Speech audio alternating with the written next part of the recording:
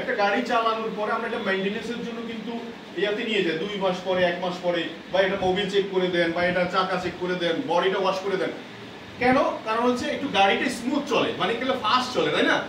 আমাদের এটাও কিন্তু মেশিন নয়, এটা 24 ঘন্টা আপনি যখন ঘুমান তখন কিন্তু হার্টবিট চলছে দুমদুম।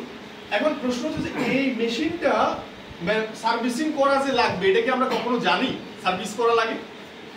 আমরা মাশরুম সবাই চিনেন, মাশরুম ব্যাঙের ছাদ, আমাদের গ্রামের অঞ্চলে বলি যে ব্যাঙের ছাদ।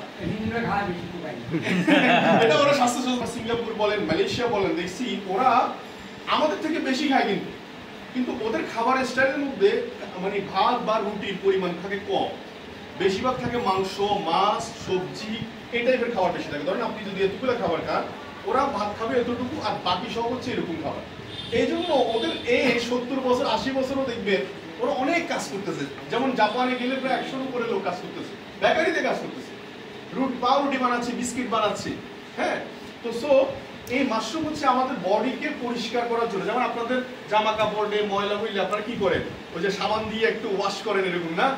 কি হয়, ময়লাটা পরিষ্কার হয়ে গেলে জামাটা চকচক চকচক করে কিনা বলেন?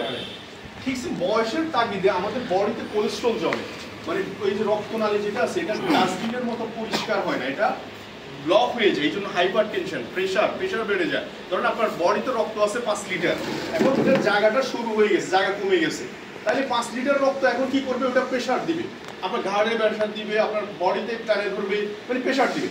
তাহলে এটা সমাধান কি? মেডিসিন খেলে কি হবে? মেডিসিন খেলে আপনার ভুলে রাখবে, আপনার ব্রেনের সিগন্যালটা ভুলে রাখবে। দেখবেন যারা প্রেশার ওষুধ খায় ওদের নার্ভাস সিস্টেম কাজ করা বন্ধ করে দেয়, একসময় দেখবেন ওদের হাত কাঁপা এরকম কাঁপাতে শুরু করে দেয়।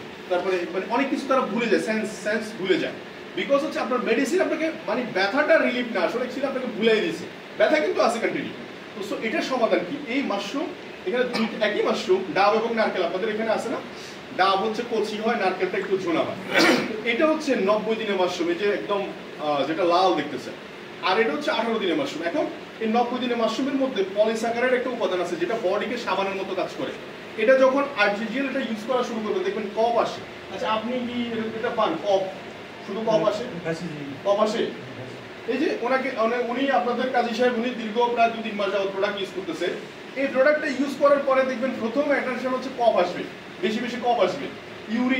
ইউরিন গেলে মানে প্রস্রাব দেখবেন যে অনেক গোলাটে হয়ে যায়, দুর্গন্ধ তৈরি হয়, ঘামের মধ্যে দুর্গন্ধ তৈরি হয়। যাদের বডিতে অ্যালার্জি আসলে অ্যাকচুয়ালি কোনো রোগ নেই, অ্যালার্জি ওষুধ খেলে সারাদিন মাথার মতো ঘুরবে না। কিন্তু ডিএক্সএন এই মাশরুম যারা ইউজ করবে কন্টিনিউয়াস 6 মান্থ, দেখবেন তাদের বডি যখন রক্ত পিউরিফাই হয়ে যাবে, রক্ত যখন পরিষ্কার হয়ে যাবে, তখন দেখবেন আপনি যে জিনিসগুলো খেতে পারছেন, এই ইলিশ মাছ, চিংড়ি মাছ, গরুর গোশত, কোনো প্রবলেমই হবে না, আপনি ফেস করবেন না। কিন্তু আপনি যেটা খাচ্ছেন এটা কি? মাশরুম। এই জন্য এটার অ্যান্টিবায়োটিক, মানে এটার কোনো সাইড এফেক্ট নাই। এখন ডক্টর কোম্পানি